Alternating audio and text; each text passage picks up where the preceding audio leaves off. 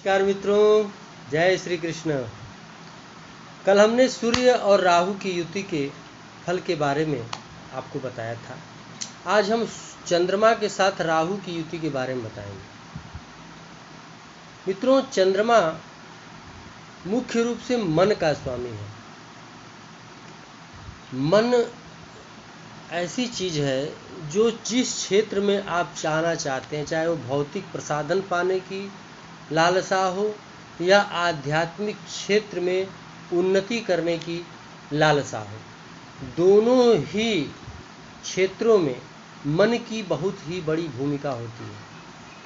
अगर आपका मन एकाग्र है, मन सही है, पॉजिटिव सोचता है, तो आप हर क्षेत्र में तरक्की कर सकते हैं। और अगर मन विचलित है, एकाग्र नहीं है, हर तरफ जा रहा है, उदास है, बेचैन है, तो आप कभी भी किसी भी क्षेत्र में उन्नति प्राप्त नहीं कर सकते। यही स्थिति होती है चंद्रमा और राहु के ग्रहण योग में। मित्रों, राहु क्या है? राहु मस्तक पे सवार होता है और वो भ्रमित कर देता है मनुष्य को।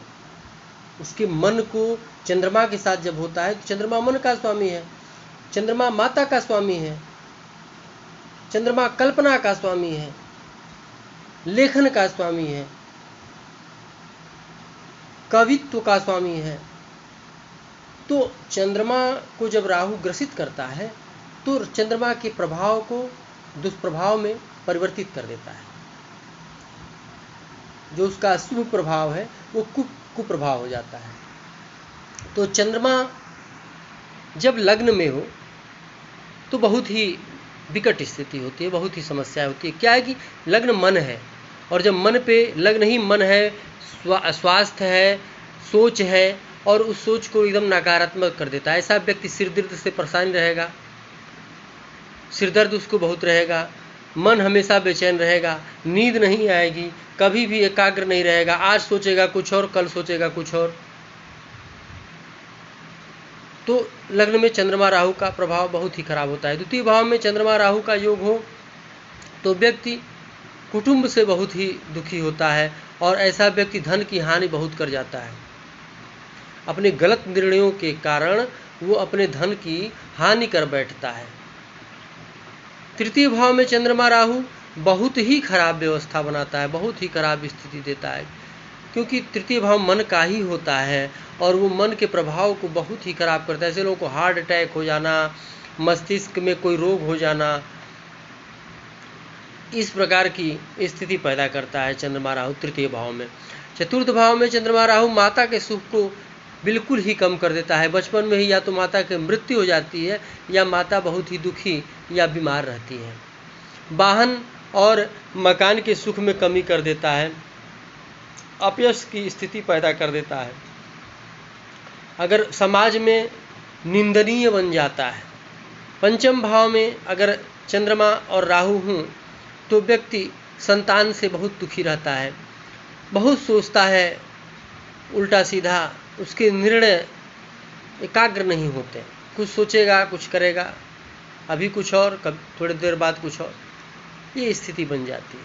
पेट से समस्याएं रहती हैं, सर्दी जुकाम बहुत होता है। अगर चंद्रमा राहु छठे घर में हो तो व्यक्ति बीमार बहुत रहता है, कर्ज की स्थिति बहुत रहती है, शत्रु बहुत परेशान करते हैं, जेल जाने की नौबत भी आती है। सप्तम स्थान में अगर चंद्रमा राहु का योग हो तो पत्नी के सुख या पति के सुख को एकदम जीरो कर देता है। जिसकी भी कुंडली में, याद रखिएगा, जिसकी कुंडली में चंद्रमा राहु एक साथ अगर सप्तम स्थान में हो, कोई ग्रह साथ में न हो, तो ऐसे व्यक्ति को जीवन साथी का सुख मिलेगा ही नहीं। अगर किसी को मिल रहा है तो हमें बताए, चाहे वो किसी भी ग्रह की दृष्टि पड़ जाए, बृहस्पति की दृष्टि को न पड़ जाए चंद्रमा पे, वो नाश कर ही देगा। चंद्रमा राहु की स्थिति अगर अष्टम भाव में है तो जल से मृत्यु होती है, और व्यक्ति शीत प्रवृत्ति से, शीत प्रकृति उसको बहुत ही दुखदाई होती है। जाड़े के मौसम में उसको बहुत ही परेशानियां होती हैं और जल से मृत्यु होती है, और ऐसा व्यक्ति अचानक धन की हानि कर बैठता है, और उसे जो धन कभी मिला भी होता है वो भी चला जाता है। गुप्त रोग होने की संभावनाएं होती हैं। चंद्रमा राहु भाग्य भाव में हो, भाग्य की उन्नति करेगा,